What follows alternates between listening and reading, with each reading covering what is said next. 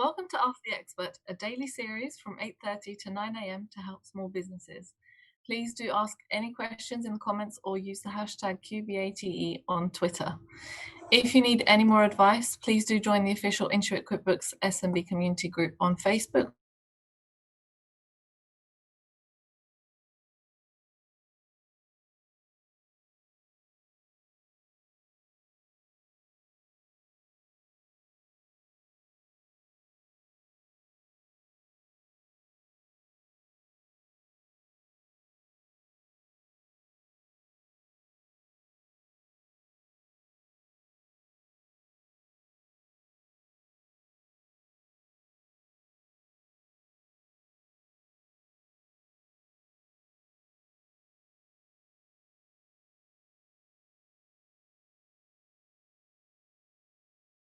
And finance. I have recently completed a postgraduate diploma in international banking and finance as well in financial strategy at the University of Oxford. Safe to say my studies are now done. I'm also a member of the QuickBooks Accountants Council and ACCA's UK Practitioner Network panel and ACCA's Global SME Global Forum. I've been working in practice now for 13 years alongside my studies, which has been great in ensuring I've really enhanced the studies backed with experience from small practice, where you really get to see everything. So how business works, functions, its pain points, and investigating ways of providing solutions to those pain points and helping businesses grow or become more profitable. So who are Majors Accounts? We're a small accountancy practice based in Southeast London. We provide support to businesses in the SME space, so whether they are owner-managed, self-employed, limited companies, in a wide range of industries and sectors, some being construction, hospitality, financial services, IT, so pubs, bars, restaurants, the list really goes on. Since becoming managing director, I've spearheaded an implementation of a digitalisation strategy of becoming a paperless office. Proud to say that we are also a QuickBooks online only practice, so we've become, we hope, somewhat experts in this space. So everything now can be done online using an array of really amazing technology and apps, which all feed into QuickBooks to create an elevated experience for our team using the cutting edge technology and being ahead of the game for our clients as well. So now clients don't need to come see us if they do not want to. So there's a convenience and time saving there, which has been ideal, obviously, during lockdown, and allows for us to have our national and soon to be global reach. So we have clients all the way from Ireland down to the Isle of Wight. And the idea that we have with this strategy was to bring the client accountant relationship closer. So we are a family-run practice, and treating our clients and team like family is one of our core values, which helps, we believe, to build an excellent rapport. And in order to give a more personalised service, coupled with the expertise built from the years of experience that we've had, technology will now is an enabler to bring us closer. So we will become the virtual finance director for our clients. Our efforts haven't gone unrecognised. Majors Accounts have been nominated for Independent Firm of the Year for Greater London by the British Accountancy Awards. I've been nominated myself for 3 awards by the Women in Accounting and Finance Awards 2020, which will be taking place in October. And we've also been featured in the Parliamentary Review showcasing best practice within our sector. So COVID, obviously, at the forefront of everyone's mind at the moment, brought great distress worldwide with health, but also businesses, which have been massively affected. Many businesses have had to close, they're not generating income, and no one really knows what's happening because things are changing on a day-to-day basis, and we don't know how much longer this will last. And not many have been able to plan for this effectively. I'm not sure you can plan for a global pandemic, but many businesses, one of the main issues they've had is they've not had adequate cash reserves to continue trading. And many don't know whether they're going to have a business to come back to, which is a super scary thought. And the UK economy, as with many economies around the world, or all of them, have been hit massively. And businesses in this time have had to think of ways of pivoting in order to survive. Some have done it well, some are not really sure. But one of the more insidious effects of coronavirus and the outbreak has been its unpredictability. So with this plan that businesses need to have in place, they need to, in order to be able to achieve that, there needs to be an underlying stable economic platform. And lockdown, whether locally or nationally applied, removes that certainty required to achieve those planned results. For example, the recent attempts to relax distancing rules and allow hospitality businesses like pubs, restaurants, hotels to reopen on a restricted basis has backfired in certain areas, and the government has obviously created a further layer of uncertainty with the regional or local lockdowns. It is self-evident why lockdown is required to control the infection, but the effects on small businesses can be catastrophic. And some considerations that need to be made are, if you are fortunate enough and can trade online, lockdown may actually increase your turnover. However, you need to consider if you can meet the changes in these demands. And by taking advantage of available grants and government-backed soft loans, you may have managed to keep your business hopes alive. But the evidence is that the job-related furlough grants are now being phased out, and there is just so long that the business can trade at a loss with becoming insolvent.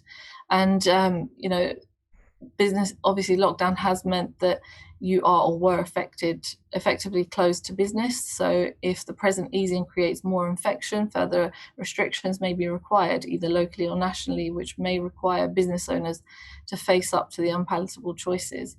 And accordingly, we all need to plan for the unexpected, and in particular, our business plans are need to be flexible enough to cope with the new restrictions, especially if applied to your local area. And if you need help with this and kind of review process, do get in touch with your accountant to have these discussions to see how they can help, even if it's to bounce ideas off of each other. It's a fresh set of eyes, a new view that could possibly help you out. So some of the grants that currently have been really great in helping out are the Eat Out to Help Out discount.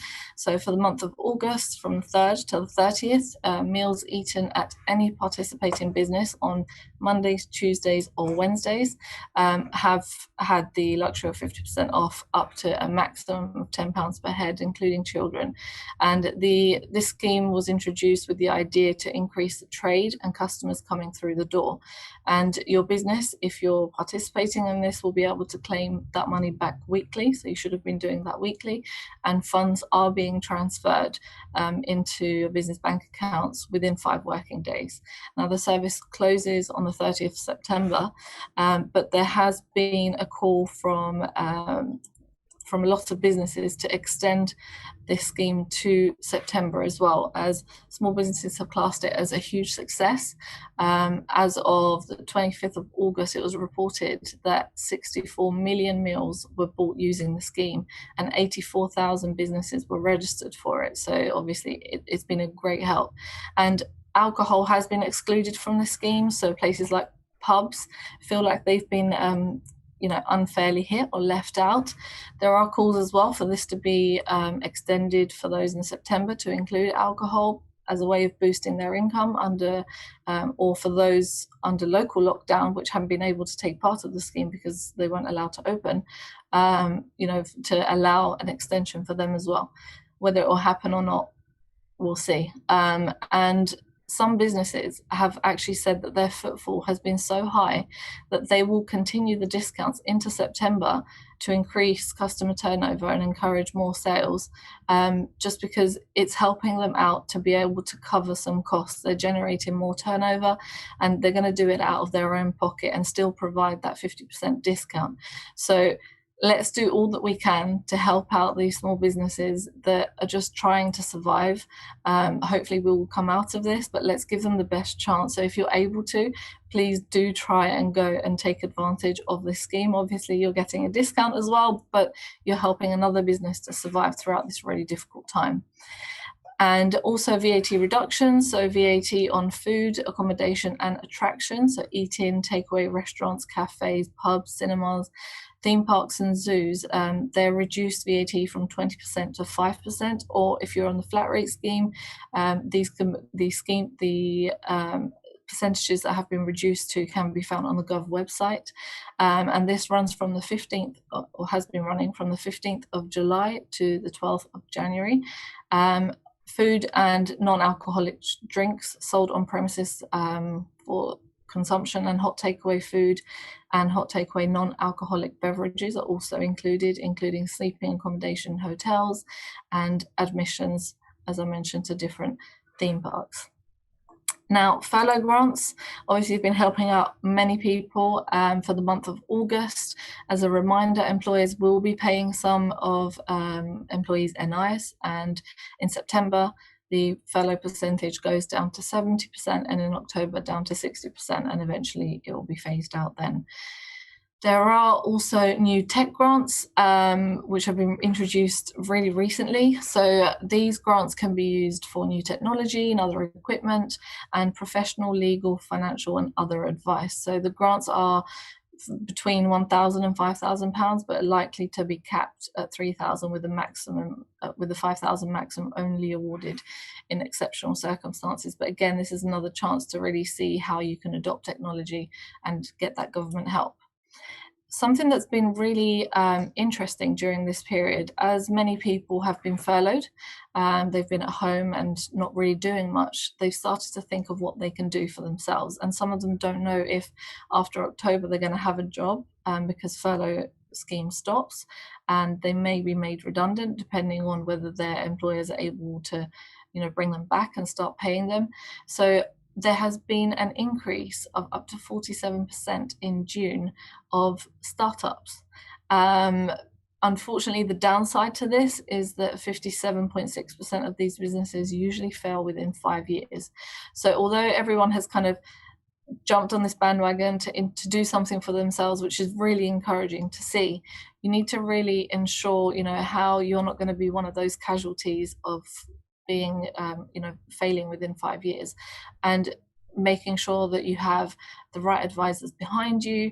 Do you have a 5-year plan in place and a contingency plan for the best or worst case scenarios? So you have a way of kind of working around whatever the situation may be. I mean, there's other things you need to think about. Do you have enough cash you need to grow? Do you realize how many hours it will take? Because starting your own business, unfortunately, the downside of it is you are working more than ever. A lot of people start a business because they want to work less hours, but initially you need to put in those hours to build it. And are you willing to feel kind of stressed a lot of times? Because that's something that you have to take into consideration as well. It's all worth it in the end, but something to think about. And you may not have financial security for a while.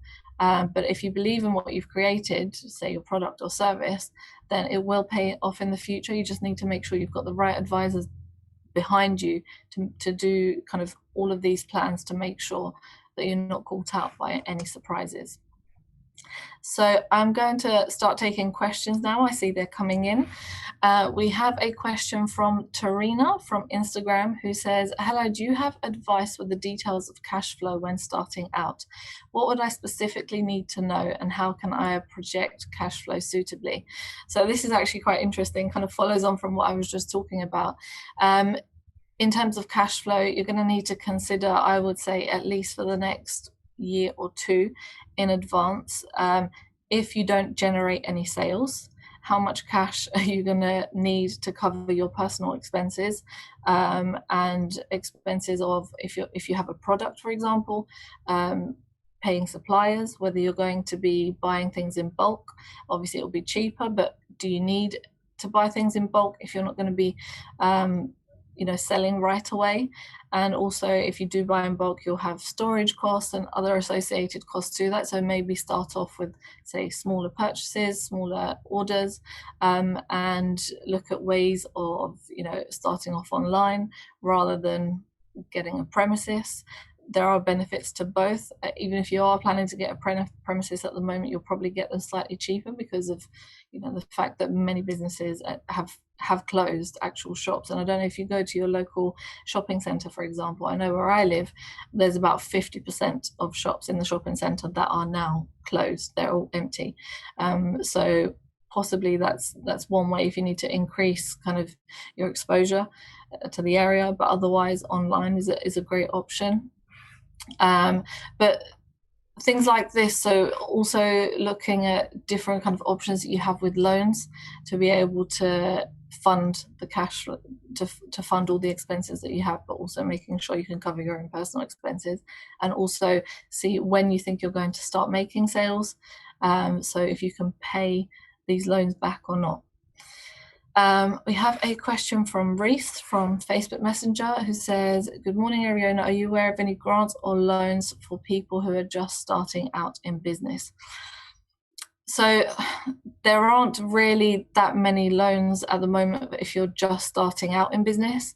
But that's not to say, as in there's no kind of schemes or incentives at the moment, but that's not to say if you have a good business plan, get an accountant that will help you with this. You can approach any bank really at the moment, and if it's good enough, your idea is good enough, they will be willing to kind of back you and help you out with that. So get a good accountant who can give you some help with the figures in terms of what the business will do.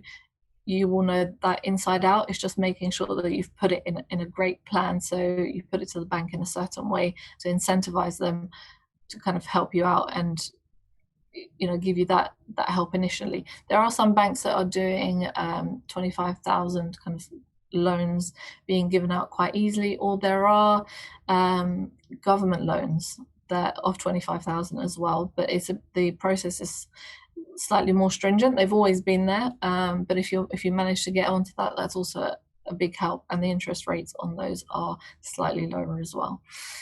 So we have Tanya from Twitter who says, hey Eriona, great to see you back. As a fellow woman starting a business on my own, do you know of any support hubs or communities where I can connect with like-minded female professionals? So it depends on what platforms you are on. Personally, I have found that things like LinkedIn has been amazing in terms of connecting with other females. There are female groups as well. I don't know what kind of industry you're in, but also Facebook, there are groups on there to help women starting up in business generally, or if you're able to find industry specific, it's ideal. I know myself, I'm part of a few groups, and one of those is Women in Practice, where we really help each other out. And I think that collaboration, especially if you're just starting out, and getting advice from fellow women in business, even if it's not related to your industry, is amazing. If you've got that support system there, and you've got that, if you need advice, I'm planning to do a certain thing, but I'm not sure, has anyone else done it? Someone may come up with ideas of alternative ways, or kind of let you know what's good and what's bad, and help you figure out kind of what you need to be doing. So definitely online, I would have a look if I was you on LinkedIn. It's great. Facebook is great. These two, I think, are some of the online platforms that have the most groups for support. But I definitely agree, you're going about it the right way in trying to build that network with people that can support each other. We have a question from Fenna from YouTube who says, what steps can a small business take in order to lessen the blow should there be another outbreak? So I'm glad you're thinking about this. This is something that we need to be ensuring that at least we'll have something in place in case there is another outbreak or another lockdown. I'm not sure whether you have had to change the way that you've been working during COVID, but one thing that I've been advising my clients has been kind of the changes that you've made. Once everything has opened up again, don't forget those changes, keep them implemented, even though people have been allowed out again. So if there was another lockdown, that transition that you can make is really flexible and should be kind of easy for you and your customers as well, to get used to it, because they know that this is the new norm. But obviously, if you're able to go online, that would be ideal. Some businesses can't, but I know that there have been a lot of businesses where they have had sites only, so all customers came to their site. Is there a way to deliver? For example, there are businesses in central London like cafes and restaurants, which, you know, everyone is working from home, so the whole city district is completely empty. There are buildings that used to hold 10,000 people, and now they're completely empty, and all the coffee shops around those have been hit so badly, worse than kind of any other areas, I guess, and rates in central London are higher. So they've been stuck with no trade whatsoever. So are there ways of delivering possibly, because these people, they may be at home, but they still would like the same kind of thing. So if you're able to do delivery or online, these are some kind of way. So now you're going to have to go to your customer rather than your customer coming to you. And it could be that in the future this will be, you know, a hybrid kind of strategy for you, and it could work out a lot better as well. We have a question from Johnny from Facebook Messenger, who says, with the VAT reductions, will this be passed down onto the consumer, or is it entirely up to the business if they reduce their price? So we've had clients that have done a mixture, actually. So you can pass the discount onto your customers, and the benefits for that, you know, you're making the expense or the cost of the customer slightly cheaper, so they can come back possibly, you know, a second time rather than buying something just once. So you're increasing your turnover there, because you're incentivizing them to come. But on the other hand, there are some that have kept the same prices, because the VAT reduction, generally the consumer is not as aware of it as, say, for example, the Eat Out to Help Out scheme. So they don't know whether, you know, if they could get it cheaper. So some have kept the same prices, but their liability to VAT has been lower because of the reduction, obviously. So it's been a mixture, and you could do either, I guess, but one of the most effective ones have been passing that discount onto the customer, just because you get them to come back more than once, which could work out in the end more profitable for you. But obviously, if you keep that saving for yourselves, it's a cash benefit for you, so you're not getting rid of cash by sending it to the VAT department. So it's whatever works best for you, I guess. We have a question from Jake from Twitter, who says, good morning, what do you think the Eat Out to Help Out scheme will do for small businesses long term? So the actual scheme itself obviously is only available during the month of August, so from the 3rd to the 30th. That's all that the government will provide that help for. But this could be, and as we're seeing already, that businesses have said, small businesses, we are going to increase this, so extend this out of our own pockets into the month of September. This could even, you know, they could end up doing this for longer than that, but it has shown that it's really brought so many more people out to spend their money, and depending on costs that the business has, this could, even though there is a discount, could be more profitable, because Monday to Wednesday, there are times when many businesses may not, in that sector, may not be as busy as usual. So it's a way of generating more business, and they're being a lot busier than usual. So possibly this could be great moving forward if businesses continue with this. We have a question from Ashley from Twitter, who says, thank you for this so far, Eriona. Have you seen many companies move their services to online offerings? Is it a straightforward process? And we're wondering where to start, as we own a small sweet shop. It's not, obviously it's slightly difficult, because change is difficult anyway in general, but if it doesn't have to be too expensive either, and if you've got a good kind of IT behind you, it shouldn't be too difficult. A simple website is all you need, or, well, not even a website. You could do it via a Facebook shop or an Instagram shop. As long as you've got some marketing skills, you should be able to do it at relatively low cost.